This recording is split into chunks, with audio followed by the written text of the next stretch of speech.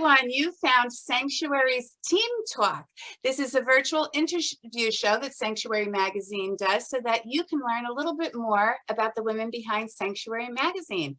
I'm Myrna Haskell. I'm the executive editor of Sanctuary Magazine. If you're not aware yet, this is an online publication for women that empowers and inspires with a focus on the arts, philanthropic pursuits, wellness, inspirational travel, career, and finance. You can find us at sanctuary-magazine.com. Today, my guest is team member Karen Shan. She is an award-winning writer, a veteran editor, a PR professional, and guess what? Sanctuary's co-associate editor. Hi, Karen. How are you? Good. I'm happy to be here. Oh, I'm so glad to have you. And we'll just let the audience know real quickly. We had that fabulous little luncheon in New York City, and the editors got together to plan next year. So I think that turned out really well. And at the end of this show, I'll tell listeners a little bit about what we have coming in 2022. But I want to start out by letting folks know how you and I met. So the funny thing is that Karen and I actually met on LinkedIn, even though we both live in the same area of the Hudson Valley region in New York. So what wound up happening is we had this back and forth on LinkedIn, and then we met for lunch, and she started writing for us, and we started finding out little by little, we knew all of these people in common and had done all of these things. And I just thought it was really cool. It was almost like karma, like it was meant to happen and we were meant to work together. So I just wanted to fill everybody in on that. Thank you. But anyway, Karen, I would love to hear, and I know the listeners would love to hear a little bit more about you personally. So I wanted to start off just asking you about when you look back on your career, and you've had a long career both in PR and in writing and editing, if there's an accomplishment or two that you're particularly proud of that you're willing to share.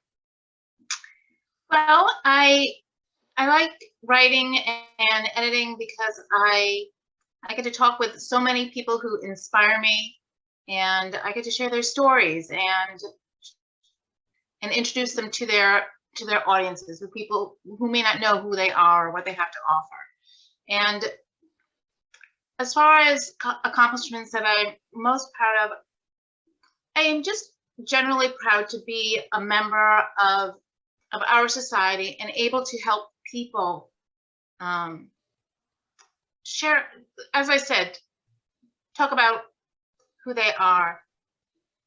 It makes me feel like I am promoting where I'm living and all the good works for the people that are here, and inspiring others to do more, and connecting people. And that's a big deal to me. That's a big deal. It makes me feel like a contributor.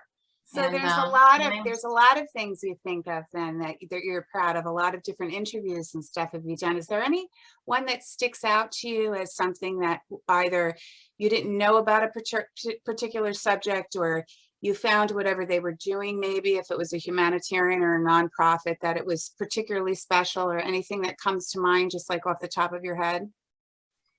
I did enjoy covering the American Heart Association's Better You program.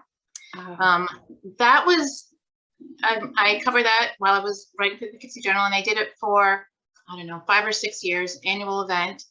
And these women were struggling with some health issues, and then they got involved in this program, Better You. And it was part of the Go Red Challenge, where they would, for a couple of months, exercise and make some dietary changes and meet with professionals who would help them along the way. And that was very rewarding. It was good to learn from these women and where they were. And some of them had some tough backgrounds and some tough medical issues and family histories, and how they were taking charge of their lives and their health and doing something about it. And one year I actually did the program myself. I covered it from the inside. Oh, I love that.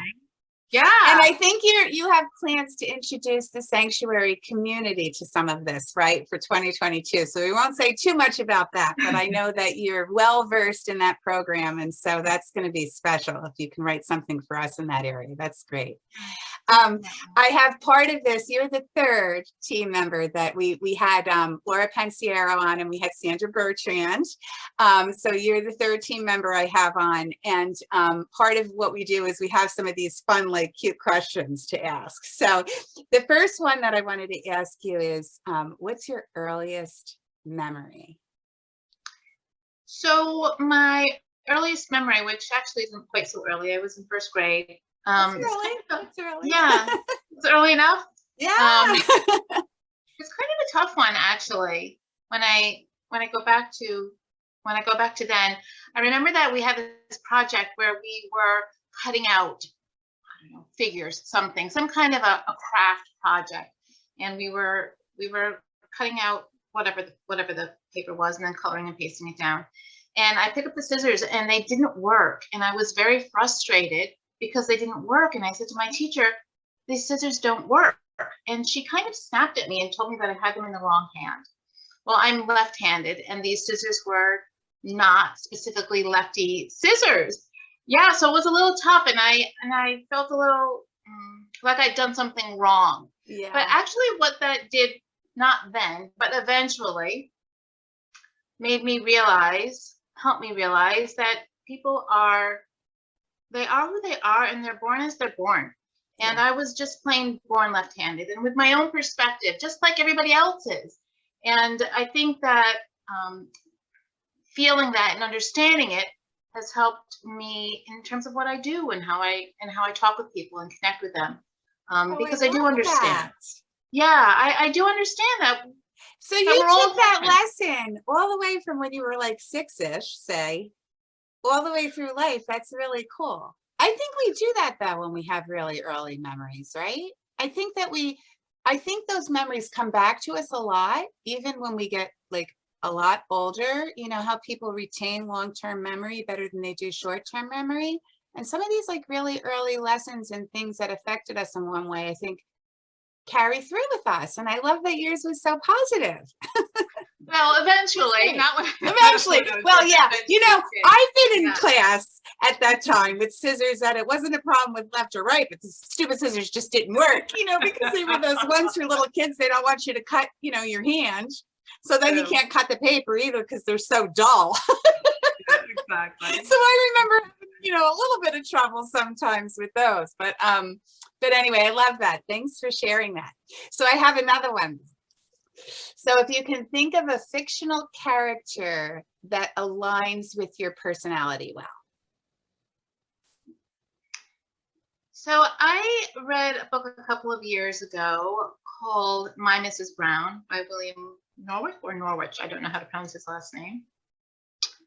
And it's about this woman who is kind of oh, you know, conservative, but still a good person. And she works at a salon, and she cleans, and she's rather I wouldn't say that she's quite totally introverted, but kind of a quieter person. And she gets involved in, and I could identify with that very much because I tend to be more introverted, even though I talk with people all the time. Yeah, Anyway, I was going to my say, Karen, natural state is introversion. you I weren't know. with me, but I don't think people can be introverted with me because I just, you know, Well, I we're tend the to ones draw that people out even if they're shy. Anyway, what was so cool about her and what I like so much and what I aspire to be is that she sees this dress and asks her to rent a dress through this estate that she's helping sort through, and decides that she needs to have this dress, or a dress that's like it, very much like it. And it's a lot of money, $7,000 just for the dress. And this is more than she can afford. And she goes on this personal journey and ends up getting the dress. And her journey takes her, she opens her eyes and her heart and starts seeing things in new ways, in different ways. And these opportunities open up to her, and she's able to connect with people and make some money. And she's very brave. She calls up a lot of her courage. She has to go on a trip and do it by herself, and she's nervous about it, but she does it. She follows through. She shows up. She brings her courage forward, and she does it. I love that. I love that about her. So there's elements of her that I clearly identify with, and other parts of her personality, this character's personality, that I aspire to to live by, because I would like to, sometimes, you need to see things in a new way, drop the old Yeah, and and I think I'm so in a new glad way. that I love this because I'm thinking too, and I know we've had quotes that were similar like this, and even with our Ask an Expert page where readers write in with questions that experts answer. I know in general, there's this idea out there, you're nervous to do something or afraid to do something, and that willingness to jump in and be willing to make a mistake, if so, maybe learn from it, or try something new and maybe your whole life changes over it or whatever it is, Yeah. just those little steps lots of times take a lot of courage, but then you can get really big benefits from it, right? So, but it's hard, it's tough sometimes to go into those areas where you're not so comfortable, whatever it may be, if it's in business or even, a social situation or whatever it is. And so I love that's what I think you've been doing that already, Karen, but if you keep doing it, that's fabulous. I love that though. What about, so now you've written in all kinds of magazines and about all different types of topics, and you've interviewed all different types of people. But if you were to write your own autobiography, what would the title be? So I thought a lot about this, and I think it would be Progress is Perfection. There's a saying that says progress, not perfection. But to me, progress is perfection. That's the point, is to keep trying and keep going. And like you were saying earlier, if you make a mistake, it doesn't matter so much, because you're still moving in a direction. Right. And you're learning from it, and you're waking up and you're getting up and you're trying. And that's where it is. You're making progress. And it's not always so visible, but that doesn't mean it's not happening. That doesn't mean there aren't things going on in the background that are coming together and helping you go forward. Yeah. And here too is where Mrs. Brown comes in again, because she's opening up and looking at things in a new way. And so were I to write an autobiography, I would, I think I would call it, Progress is Perfection. Or something like that. Yeah. I think people do get stuck a lot, don't you think? I do. People get sort of stuck in their ways, stuck in their habits, stuck in something that maybe is not working, but they're stuck in it anyway. Or they're afraid to try something new, or they're afraid to take other people's opinions. I forget who I was talking to, but it was on something on leadership. And we were saying how, a good leader is someone who knows where their weaknesses are, and they know how to use other people to fill those gaps, and then do the same for that person too. There's the give and take, right? Rather than just being stuck in your ways and it's your way or the highway, and then you get a less creative, less diverse, less functional work environment, right? So I think it goes in work, it goes in, it's in your personal life, it's, looking at things in a new way, having the courage to do something new, all of that, I think, is something everybody should sort of be thinking about, because we're going into a new year, right? We are. I'm hoping for help for everybody, because we've been through the mill with the pandemic, right?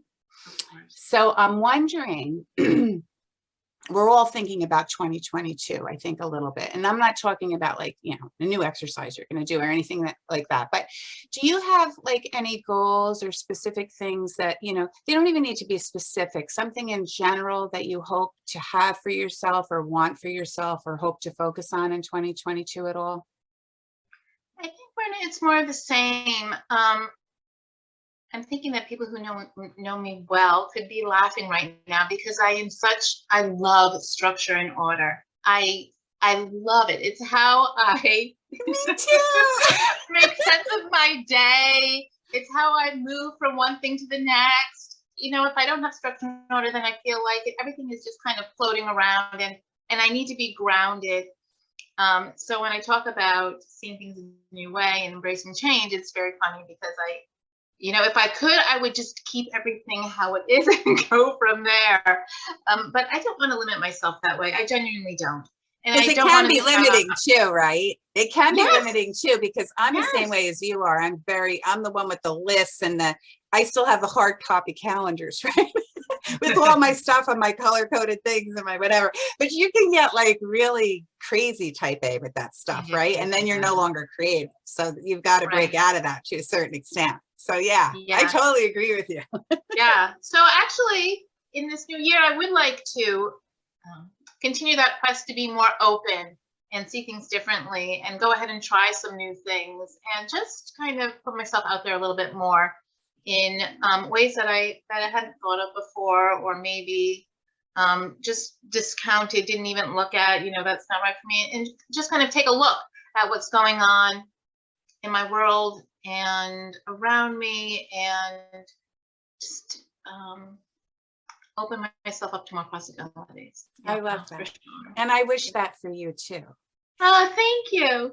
And I want to tell the readers that, so specifically for Karen, in 2022, she'll be writing some of our featured interviews, but in January, she has an interview with an expert on Reiki coming up. So you'll be able to find that in our alternative therapy section, and also linked from a graphic from our homepage. But you'll be seeing lots of Karen. And I just want to tell the audience that Karen's kind of my girl. Like, she saved me a ton of times. Okay. I mean, like, if I'm freaking out, oh my God, last minute copy edit, whatever I need, Karen's always there for me. And so Karen, I just wanted to thank you personally for that, because you know how much it means to me to have you on the team. And I know the rest of the team is very honored to have you as part of the Sanctuary community too. So thank you for that. That's sweet as can be. I'm honored to be here. I am. Good. I'm so glad. And just before I sign off, I had mentioned our little editorial meeting, but we have lots of fun stuff coming up for you guys. Most of it will be announced, as it goes along, but just to let you know, for January, we are starting a new social media initiative. It's called Talk Back. And hopefully you'll start recognizing our graphic that we have for that. And basically what that's going to be is that that this is interactive. If you've been reading Sanctuary, we have a couple of interactive sections. This will be something in social media. We'll pick something from the current issue, either a quote or a statistic, or maybe a blurb from a health article or something. And we're going to say, what's your take? And so then you guys are going to write back to us and give us your take. And we're hoping that we'll have a fun back and forth with that. But that will be starting next month. And then we'll make announcements as the new subsections and things that we've planned for the year come about. But anyway, thank you so much for joining me, Karen, this time around. I will tell listeners that later this year, Karen will be interviewing moi. So you guys will get to hear some funny tidbits about me. But I think Carol Lipper-Gray is next up in February. I'll probably be after that. And Miss Karen will be interviewing me. So that's going to be fun too. I'll close, as I always do, by wishing all of our listeners and our readers good health, happiness, and continued inspiration, and also a wonderful holiday season with your friends and family, and all the success in the world in 2022. Thanks for joining us. Thank you.